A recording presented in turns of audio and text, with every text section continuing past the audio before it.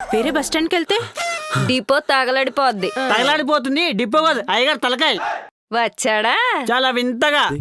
అంతలా ఏం చేశాడు? చూసే తెలుస్తుంది. అవునా? ఆ, పారిపోయాడు కదా, ఏదో ప్లాన్ వేసే ఉంటాడు. అయ్య బాబాయ్, ఇల్లు తగలడిపోతుంది ఏంటి? అల్లుడు ఆ గుండేటి, చేతిలో దండేటి. అయ్యన్ని పక్కనెట్టు, నెత్తి మీద ఆ పొగేంటి? రీల్ కోసం రియలిస్టిక్ గా ఉంటుందని ఏమన్నా రెడీ అయ్యేంటి బా? కమండలు ఇచ్చి కొట్టినట్టే మెడ మీద తలకే భూచక్రంలో తిరుగుతుంది. ఇది రియలిస్టిక్ కోసమో రీల్స్ కోసమో కాదు, రియల్ గానే నేను సన్యాసంలో కలిసిపోయాను. ఎందుకే నువ్వు ఈ గెటప్ లో సన్యాసిలో పేరు ముక్కలు అమ్ముకునే వాళ్ళ ఉన్నావు. నువ్వు పక్కకి రావే. ఆగండి, సడన్ గా ఈ సన్నాసి ఎందుకు వచ్చాడు? మరి నీ కోరికలకి కీళ్ళు అరిగిపోతున్నాయి, నీ సతాయింపుకి చెవులు పగిలిపోతున్నాయి. నువ్వు ఇచ్చే టెస్టులకు మెడికల్ టెస్టులు కూడా దొరకని వింత రోగాలు వస్తున్నాయి తెలుసా?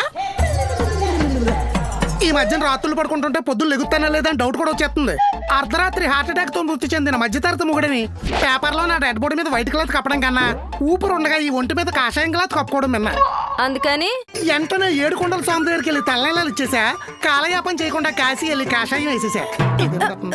తల్లిచ్చో ఓకే, తల్లోంచి పొగలేంటి బా? హీట్ ఈ అయినా ముఖం తిట్టి హెరాస్మెంట్ కి హెడ్ లోంచి వచ్చి హీట్ అంతా పొగ రూపంలో పైకి పోతుంది.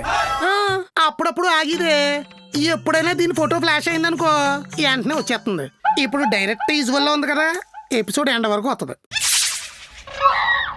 అయ్యగారు ఆ, సన్నాసులు అంటే అబ్బా సన్నా అంటే పిన్ని చుచ్చుకుని పెర్ర మీద కొడుతా. అదే సన్యాసులు ఆ. అంటే సర్వం తెలిసి ఉండాలి కదా. ఆ. మీకు సంసారం గురించి తప్ప ఏం తెలియదే. సంసారాన్ని ఒకసారి సైడ్ కాల్లో కలిపేసి చూడు, మూసీ నదిలోంచి బయటకు వచ్చిన మల్లెపూల తెల్లగా అయిపోతావు. బేసిక్ గా మగాళ్ళందరూ జ్ఞానులేరా. జ్ఞానదంతాలు రాగానే బొంతలు గుర్తొచ్చి కాంతల వెనకాల తిరిగి లాంతర్లో దీపంలో లాకడిపోతాం. ఒక్కసారి కాంతలు కాలుతో తన్నామనుకో మళ్ళీ మన జ్ఞానం మనకు వచ్చేద్ది. అయితే నీకు ఇప్పుడు జ్ఞానం వచ్చిందంటావు. చేయబట్టు ఈ బూడిది బూస్ట్లా నీళ్ళలో కలుపుకుని తాగే నీకు వద్దు. బూడిదేంటి బా, నల్లగా తెల్లగా ఉంది. శవాలను కాల్చింది కదా, అలాగే ఉంటది. చూసారా దుష్టచిత్తులన్నీ ఎలా దూరం అయిపోతున్నాయో. అయితే మీరు చెప్పింది వింటే నేను కూడా జ్ఞానం అయిపోతానా? ఆంటీ గారి ప్రేమించా, ఏం జరుగుతుందో ఏంటో. దుప్పట్లో దూరిన దోమ, సెడ్డీలో చేరిన సీమ, మనసులో దాగిన ప్రేమ కుట్టి కొట్టి చంపేస్తాయి. తర్వాత నీ ఇష్టం. మరి ఆంటీ గారు ఇంటి ముందు 20 మంది ఉన్నారు, వెళ్ళి చూడరా ఎదవా. సులభ కాంప్లెక్స్ ముందు సెల రసూలు చేసుకునే వాళ్ళు అయిపోతావు చివరికి. మేకప్ లేకుండా మేము అందంగా కనపడే మార్గం ఏమైనా ఉందా బా? వందే. ఫేస్ క్రీమ్ అంటే ఫేస్ కి పూసుకుంటారు, ఐస్ క్రీమ్ అంటే ఐస్ కి రాసుకుంటారా. కుదరదు. ఇది కూడా రాదు, దాన్ని చూసినారా అది. ఏ అమ్మాయి గారు మీరేమడగరా?